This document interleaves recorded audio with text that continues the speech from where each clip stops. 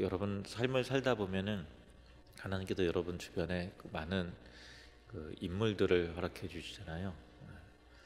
그 사람들 가운데서 이제 각자 맡은 배역이 서로 다르지요. 개성도 다르고 우리가 고난을 겪을 때 어떤 사람은 내 옆에서 그 고난을 함께 아파하고 위해서 기도해주고 또 공감해주는 사람도 있고요.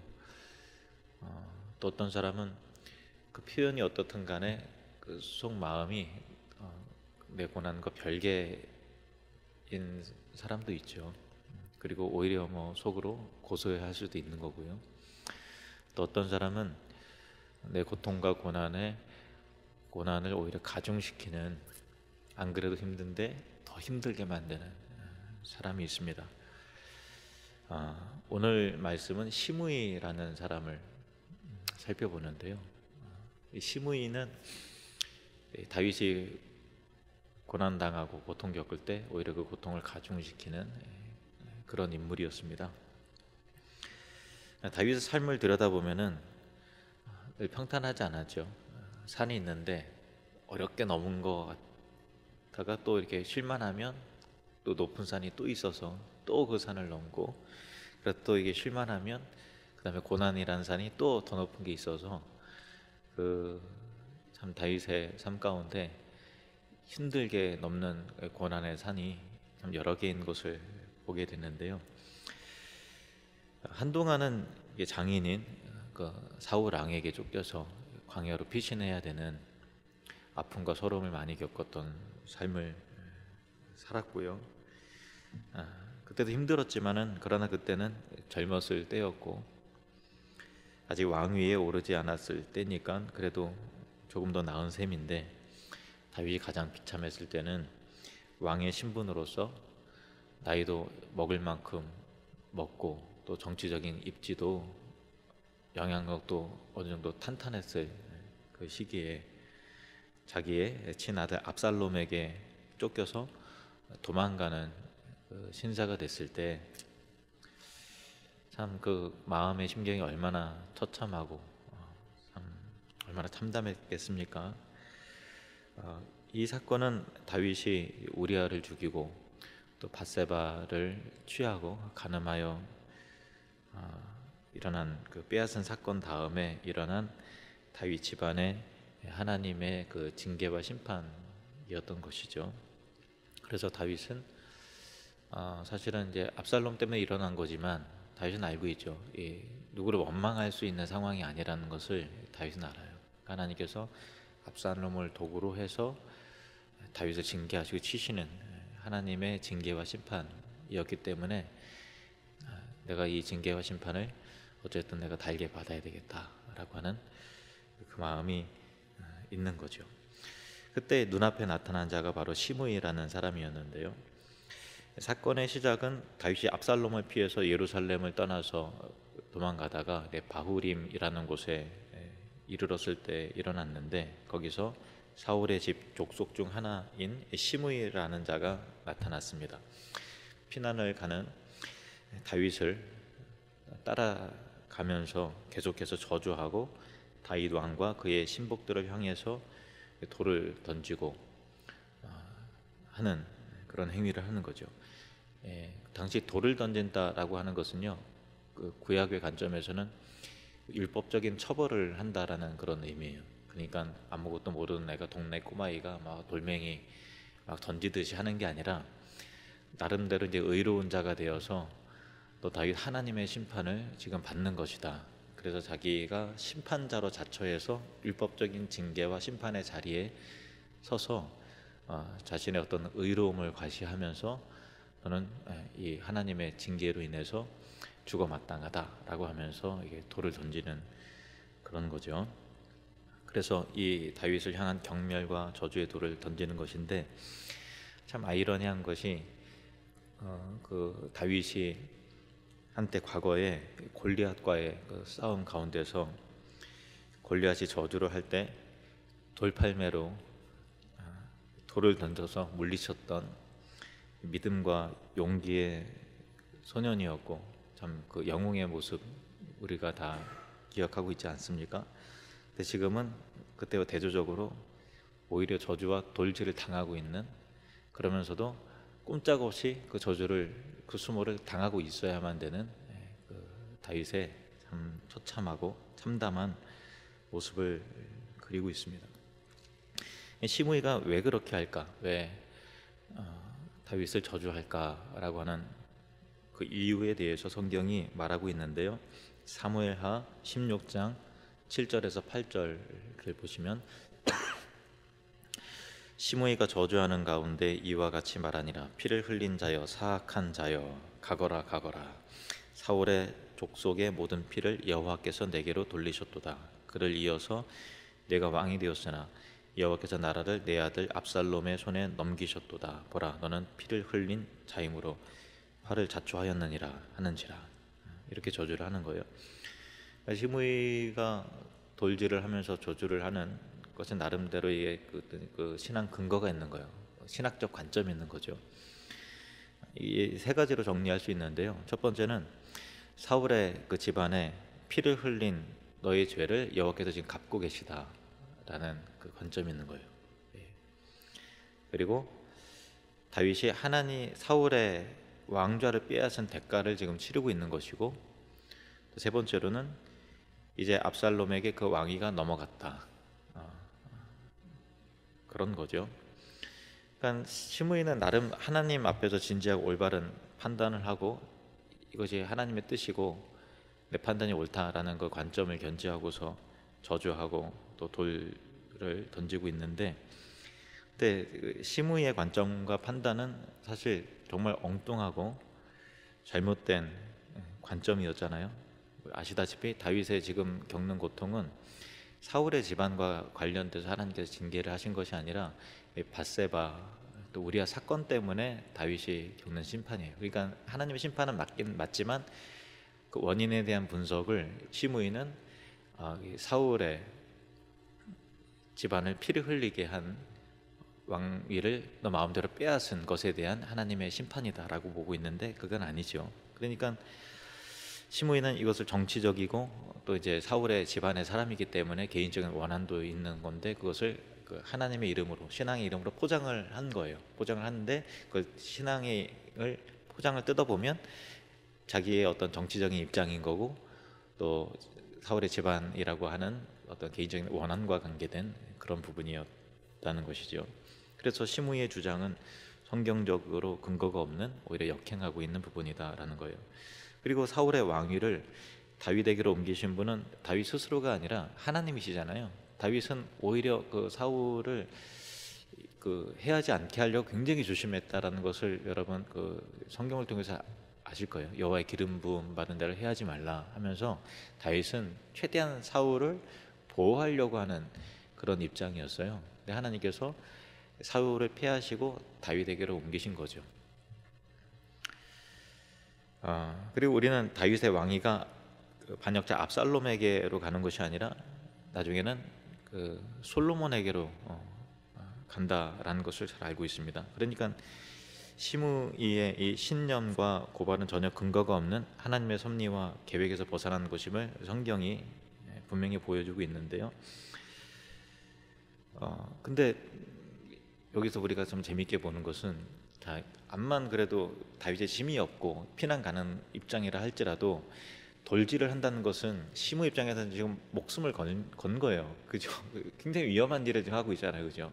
왜냐면은 다윗의 함께한 장수들이 몇 명인데 그러니까 시므이는 나름 비장한 거고 지금 어떤 자기의 신념이 있는 거고 신앙관이 있는 거예요. 그 목숨 건 투쟁을 지금 하고 있는 것이죠.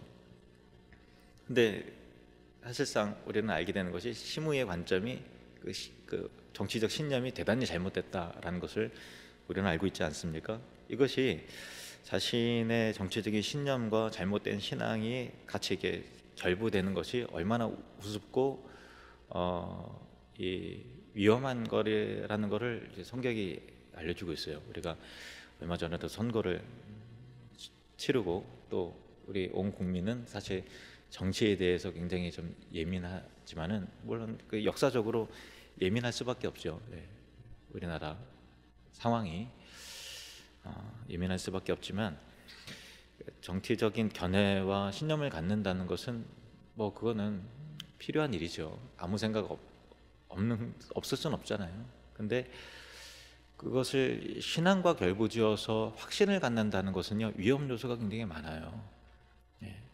진리가 아니잖아요. 예. 그리고 정치를 하는 사람들 자체가 왼쪽에 있는 사람이든 오른쪽에 있는 사람이든 중간에 있는 사람들이든 성경적인 건 모든 인간은 전적으로 부패하고 타락한 거는 저는 확실하게 알겠어요. 의인은 없나니 하나도 없다고 했는데 어느 편을 든다는 것은 꼭 그 사람을 의인으로 만들게 되는 일들이 생기고 포장하게 되고 감추게 되고 하다 보니까 그 모순을 과연 감내해낼 수 있는가라고 할 때 그런 부분에 있어서 많은 신앙인들이 그냥 정치적인 입장을 갖는 것은 괜찮지만은 목숨 건 투쟁까지 이것이 진리다라고 하는 신앙과 결부지어서 판단했을 때 어떻게 되죠? 시므이가 아니었네 라고 나중에 알고 보니까 압살롬이 죽고 나서 아니네 라고 하는 게 된 거잖아요. 그래서 우리도 우리 삶 가운데 꼭 정치적인 것이 아니다 할지라도 과거에 내가 이런 부분에 분명히 확신하고 내 입장이 맞다, 이것이 옳다라고 확신했는데 지나고 나니까 내 입장이 틀렸음을 알게 되는 일들이 얼마나 우리가 많습니까? 근데 그 당시에는 목숨을 걸고 투쟁하듯이 이것이 진리인 양 막 싸우기도 하고 또 혈기를 부리기도 하고, 우리가 뭐 신앙 때문에 막 다투진 않아도 이렇게 정치적인 거에서 막 진짜 가슴이 끓어오는 막 열정으로 나랑 반대 입장을 피력을 하면 진짜 막 속에서 막 분노가 치밀어 올 정도로 그렇게 하는 분들이 왕왕 있는 것을 볼 때 시므이라고 하는 사람이 바로 그런 거예요. 그러니까 사울의 집안에 있는 사람이고, 딱 봤을 때 다윗은 하나님의 뜻에 역행하여 자기 야욕으로 왕자를 빼앗은 것이고 하나님께서 이제 드디어 심판하신다라고 하는 신앙관과 잘못된 신앙관과 정치 견해가 이게 결합이 되자 이 참 우습게 되는, 나름대로 엄청 진지하고 목숨을 건 투쟁까지도 하는 그런 일들을 보는 거죠. 그래서 자신의 입장에서는 하나님을 빌어서 옳은 말을 한다고 쏟아낸 말이지만은 이 말들은 결국 그를 어리석은 자가 되게 하고 또 그에게 올무가 되게 하는 말들이었다라는 거예요. 마태복음 5장 37절 말씀, 예수님이 이렇게 말씀하셨습니다. 함께 읽겠습니다. 시작. 오직 너희 말은 옳다 옳다 아니라 아니라 하라. 이에서 지나는 것은 악으로부터 나느니라. 뭐 옳은 것에 대해서는 이게 옳고 이게 틀렸습니다, 옳다 아니다, 예스 노 정도는 그 판단은 해야죠, 당연히. 그렇지만은 지나친 자기 확신과 맹세, 지나친 어떤 너무 고착화된 신념화라는 것은 악하고 어리석은 것이다라는 거죠. 언제든지 자신의 생각과 판단이 언제든 틀릴 수 있다라고 하는 겸손함이 있어야죠. 그렇죠? 예수님 외에 진리가 어디 있어요? 말씀 외에 진리가 어디 있겠습니까? 그러니까 어떤 것이 이 상황보다 더 나은 환경이 있지만 그 어떤 그 방향이 영원토록 불변한 진리는 아니다는 얘기죠. 이 상황 속에서 더 나은 대안과 판단은 될 수는 있죠, 당연히. 그 정도는 우리가 옳다 아니다라는 분별을 해야 되겠지만 영원 불변의 진리인 양 이렇게 하면 그 어리석은 것이 되는 것이고 그 어리석은 말이 되는 거죠. 잠언 12장 18절 말씀 보실까요? 잠언 12장 18절 같이 읽겠습니다. 시작. 칼로 찌름같이 함부로 말하는 자가 있거니와 지혜로운 자의 혀는 양약과 같으니라. 칼로 찌른다는 거예요. 함부로 말한다는 거예요. 왜 함부로 말할까요?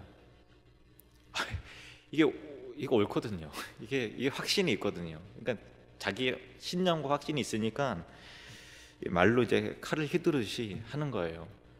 옳다라는 입장에 섰기 때문에 자기 의와 자기 확신에 가득 차서 그런 것인데 결국은 조금 지나면 그게 교만한 거구나라는 것을 알게 되고 그 칼에 상처받는 사람들이 참 많이 있죠. 그래서 여러분 축복합니다. 우리의 혀가 남을 함부로 찌르는 칼 같은 그 말과 혀가 아니라 오히려 상처난 부분을 치유해 나가는 은혜로운 혀, 또 양약과 같은 입술이 되시기를 바랍니다. 이 시므이의 저주와 무렘에 대해서 이제 발끈해서 즉각 대응한 사람이 있어요. 이제 그 다윗의 신복 수리아의 아들 아비새입니다. 사무엘하 16장 9절을 보시면은 수르야의 아들 아비새가 왕께 여짜오되 이 죽은 개가 어찌 내 주 왕을 저주하리이까 청하건대 내가 건너가서 그의 머리를 베게 하소서 하니. 왕을 모시는 신하로서는 참 자연스러운 반응이라 할 수 있겠죠. 수르야는 다윗의 누나인 수르야는 다윗의 누나이고요. 아비새는 그의 아들이고 다윗의 조카죠. 하지만 이게 다윗의 대답은 시므이 또 아비새와 또 대조적인 반응을 합니다. 10절에서 12절 말씀이 10절에서 12절. 왕이 이르되 수르야의 아들들아 내가 너희와 무슨 상관이 있느냐 그가 저주하는 것은 여호와께서 그에게 다윗을 저주하라 하심이니 내가 어찌 그리하였느냐 할 자가 누구겠느냐 하고 또 다윗이 아비새와 모든 신하들에게 이르되 내 몸에서 난 아들도 내 생명을 해하려 하거든 하물며 이 베냐민 사람이랴 여호와께서 그에게 명령하신 것이니 그가 저주하게 버려두라. 혹시 여호와께서 나의 원통함을 감찰하시니니 오늘 그 저주 때문에 여호와께서 선으로 내게 갚아주시리라 하고. 잘 보세요. 다윗은 그 징계가 누구로부터 온 것임을 알고 있는 거죠. 하나님으로부터 온 거잖아요. 왜요? 밧세바 그 사건 때문에 하나님의 징계가 임한 것이라는 것을 다윗은 알아요. 시므이가 하는 말도 그 징계의 일환인 거죠. 그가 말한 건 물론 틀렸어요. 내가 받는 그 고통의 이 고난의 원인이 그가 말한 주장하는 것은 부풀려진 거고 곡해한 거예요. 그렇지만 전반적인 맥락에 있어서는 이 흐름은 하나님께서 허락하신 하나님의 주권 가운데 나로 깨닫게 하고 겸손하게 하고 나의 잘못을 징계하신 하나님의 손길이라는 것을 알잖아요. 그러니까 다윗은 굉장히 좀 지혜로운 거죠. 이 하나님의 매라는 것을 아는 거예요. 그 매는 피한다고 피해지는 게 아니겠죠. 그러니까 매가 임할 때 달게 받아야 되겠다, 그 입장인 거예요. 그런데 우리는 징계 속에서 어떤 사람과 어떤 일도 인해서 부풀려지고 과장되는 에서도 억울해지는 일도 꼭 생기잖아요. 꼭 다른 거는 받겠는데 이건 좀 억울한데 이건 아닌데, 그죠? 예, 이 입장은 억울한데 원통한데 하는 그런 그 마음도 들 수 있어요. 그런데 우리가 다윗처럼 넓은 맥락에서 이해하는 그 지혜와 통찰이 좀 필요한 것 같아요. 그 겸손함. 이 모든 것도 하나님의 징계의 일환으로서 나를 억울하게 하시는 것 또한 하나님께서 허락하신 일이다라고 하는 이 전체적인 사건이, 이 일들이 자기의 범죄로 인해서 일어난 것을 겸손하게 인정하잖아요. 근데 거기서 자기 의를 내세우지 않아요. 우리는 저 같으면 어떠냐면요, 그래도 이거는 내가 옳습니다 하나님 앞에 이게 황변하고 싶었을 거예요. 다른 거는 다 인정하자면 이거는 아니잖아요. 이렇게 자기의 그 와중에서도 자기의 어떤 그 의를 내세우고 싶은 마음이 충동적으로 일어났을 것 같고, 그리고 또 이렇게 억울한 상황 속에서 시므이를 처단함을 통해서 그래도 난 왕이야, 내가 이렇게 쫓기고 있지만 그래도 나를 함부로 할 수 없지라고 하는 자기 자존심을 세우고 싶은 그 마음이 들었을 것 같은데, 놀랍게도 다윗은 그렇게 하지 않는 거예요. 하나님께서 허락하신 일이다, 하나님께 시킨 일이다, 저로 저주하도록 하게 하신 일이니 버려두라 라고 하면서, 참 다윗은 이 일 때문에 나의 원통함을 하나님께서 감찰하셔서 하나님께서 나를 이 일로 인해서 궁일히 여겨주실지 혹시 누가 알랴, 그런 거죠. 그러니까 참 매를 잘 받으면 하나님께서 더 세게 안 하시겠지라고 하는 거예요. 근데 이걸 피하면 또 다른 게 올 거고 그죠? 그 저주 이 매 안 맞겠다고 막 버티다 보면 하나님께서 결국은 또 다른 매를 대실 수 있으니까, 참 하나님의 주권을 참 인정하는 다윗의 겸손한 태도는 우리가 다 본받아야 되는 그런 중요한 신앙의 관점입니다. 우리가 영화나 드라마를 보면은 주인공 주변에 다 좋은 사람들만 있는 건 아니잖아요. 그 주인공 다 친구들만 있고 주인공을 위하는 사람만 있으면은 어떻게 스토리가 지루하고 답답해서 우리가 어떻게 보겠어요. 그런데 긴장이 있고 스릴이 있고, 막 이렇게 주인공이 이 상황에서 어떻게 대처할까라고 하는 어떤 긴장을 유발을 일으키는 요소는 그 주인공 주변에 있는 주인공을 억울하게 하는 사람이라든가, 또 괴롭히는 사람이라든가, 또 음모를 꾸미는 사람이라든가 등등, 그 악한 악당 역할을 하는 사람이 있는 거죠. 그래서 스토리가 완성이 되는데 우리의 삶도 마찬가지라는 거예요. 그래서 그 배역을 통해서, 그 악당들을 통해서 결국 드러나게 되는 것은, 우리 감동하게 되는 것은 주인공의 인격과 됨됨이가 그 일들을 통해서, 그 악당을 통해서 확인되므로 우리가 위안을 받고, 참 멋있는 사람이구나, 참 훌륭하네, 참 지혜롭다라는 것을 판단하게 되는 것은 이 갈등의 요소로 인해서 그 주인공의 인격이, 또 실력이 드러나게 되는 것 아니겠습니까? 그래서 이 고난과 징계를 받는 다윗을 둘러싼 사람들 사이에 시므이라는 등장 인물을 통해서 우리가 결국 은혜 받는 것이, 다윗의 이 대처하는 모습을 통해서, 다윗은 진짜 믿음의 사람이구나, 참 겸손한 사람이구나, 하나님의 주권을 이 상황에서도 인정하는구나 라는 걸 통해서 우리가 보고 배우고, 다윗 훌륭하다. 만약에 시므이가 없었으면 그냥 우리가 받는 교훈은 역시 죄 지으면 벌받아, 뭐 이런 정도야 교훈은 없겠지만, 다윗의 진가를 우리가 발견할 수 있었을까요? 그렇지 않다라는 거예요. 그러니까 하나님께서도 우리에게 고난을 허락하시고 우리를 좀 억울하게 하고, 또 우리가 한 일에 대해서 과장되게 막 그걸 소문이 나기도 하고 답답한 일을 겪어내는데, 하나님께 정말 보시는 것은 우리가 어떻게 대처하느냐라는 것을 보는 거잖아요. 그 상황 속에서 믿음의 사람들은 반드시 빛이 나게 돼 있다는 거예요.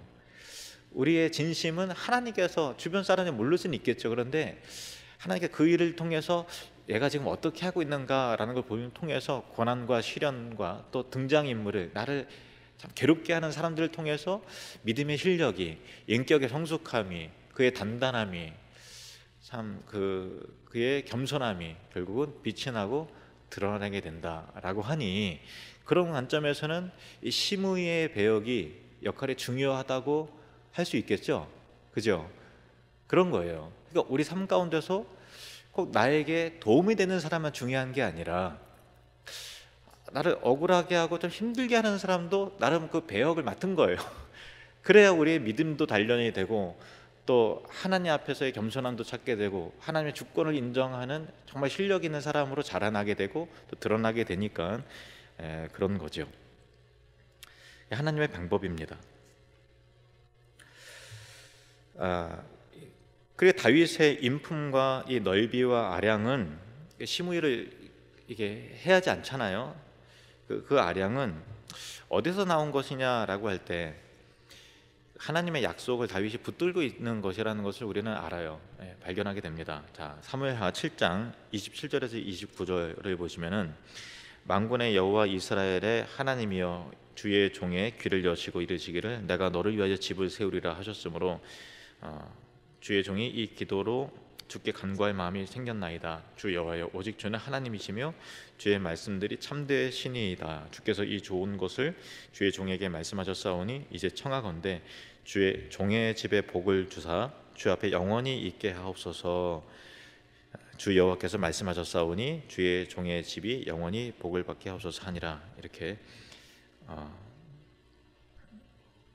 기도를 하고 하나님의 약속을 확인하지요. 이게 다윗의 언약이, 지금도 내가 이렇게 하나님 앞에 지금 징계를 받고 있지만 하나님께서 내가 너의 집을, 다윗의 왕조를 영원토록 견고하게 하리라 라고 하는 약속은 여전히 유효할 것이라고 하는 이 믿음이 있는 거죠. 신앙인의 배짱은 여기서 나오는 것 같아요. 우리가 하나님 앞에서 참 잘못했을 때 하나님은 징계를 하세요. 징계를 하시고 고난 속에 몰아넣기도 하고 또 우리를 겸손하게 낮추는 일도 하시죠. 그러나 여러분, 예수 그리스도로 인한 하나님 나라의 우리의 소유는, 우리가 하나님의 자녀다라는 것은 어떤 순간에도 어떤 징계와 고난이 내게 있더라도 그 약속은 절대 취소되지 않는다라고 하는 믿음의 확신이, 구원의 확신이, 천국에 대한 소망이 저와 여러분에게 있어야 될 줄로 믿습니다. 다윗은 그게 있는 거예요. 매를 맞아요.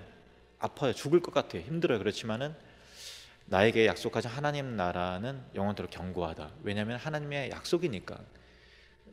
사람이 약속한 거라면 그것이 사람의 마음에 따라서, 감정에 따라서, 상황에 따라서 번복될 수 있지만 영원하신 하나님의 약속이니 그것은 취소되지 않는다라고 하는 그 마음이 있는 거죠. 그래서 자신의 나라, 그 압살롬이 이렇게 하지만은 결국은 하나님께서 이 매가 지나고 나서 결국은 하나님께서 하나님의 약속에 의해서 자신이 이 위기 속에서 결국은 그 복권이 되어서 그의 이 나라가 영원토록 견고해지리라는 것을, 그 결말을 다윗은 아는 거예요. 그러니까 인격적으로 여유가 있는 거죠. 결말을 알기 때문에 그 대처하는 게 다른 거예요. 미래를 모르면 막 이 조급해지니까 쉽게 화를 내고 분개하고 막 이렇게 하잖아요. 근데 하나님 나라의 비전이 그의 가운데 있으니까 대인배가 되는 거죠. 여유가 있는 거예요. 인격적인 여유와 참 아량이 있는 겁니다. 저와 여러분의 인격이 이렇게 좀 하나님 나라에 흔들리지 않는 그의 나라를 꽉 붙잡고 있는 신앙인의 참 멋있는 자태와 여유가 있기를 바랍니다. 다윗이 이 무대응으로 가던 길을 그냥 가니까 시므이가 기고만장해서 계속 쫓아오면서 중단하지 않고 계속 약을 올리고 계속 저주를 해요. 16장 13절, 다윗과 그의 추종자들이 길을 갈 때 시므이는 산비탈로 따라가면서 저주하고 그를 향해 돌을 던지며 먼지를 날리러 따라가면서 그만해야 되는데 막 오래 참았는데 끝까지 야구를 따라가면서 막 돌을 던지고 먼지를 날리고 막 이렇게. 여기서도 교훈을 얻어요. 우리가 오래 참고 신앙 인품으로 딱 대처를 했으면 상대방이 바로 알아먹고 야 훌륭하네 이렇게 나오면 좋은데, 더 그냥 기고만장해하고 더 못살게 굴고 인내와 오래 참음의 결과가 즉각 보상되지 않을 때가 참 많은 것 같아요. 그래도 이제 다윗은 계속 오래 참고 갑니다. 가요. 그러니까 순간 오래 지금은 참고 한 번만 나면 못 참어 이게 아니라 계속 따라오는데 그냥 무대응으로 갈 길을 가는 거죠. 훌륭하죠.